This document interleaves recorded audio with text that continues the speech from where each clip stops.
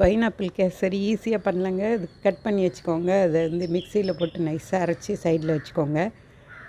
1 cup ரவைக்கு 3 cup தண்ணி நல்லா கொதிக்க விட்டோடனே அந்த வறுத்த ரவை அது நல்லா நம்ம போட்டுட்டு நல்லா கலக்கி விட்ருங்க. மூடி வச்சுருங்க. நல்லா கலக்கிட்டு மூடிடுங்க. நல்லா கொதி வந்தோடனே நல்லா வெந்துடும். குறைச்ச தீயில் கொஞ்சம் நேரம் வேகட்டும்.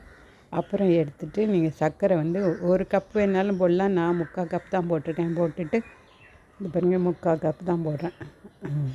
கொஞ்சம் உப்பு போடுங்க. அதுதான் டேஸ்ட் என்ஹான்ஸ் பண்ணி கொடுக்கும். மஞ்சத்தூள் தான் போடுறேன் நான். எதுவுமே கெடுதலாக போடலை.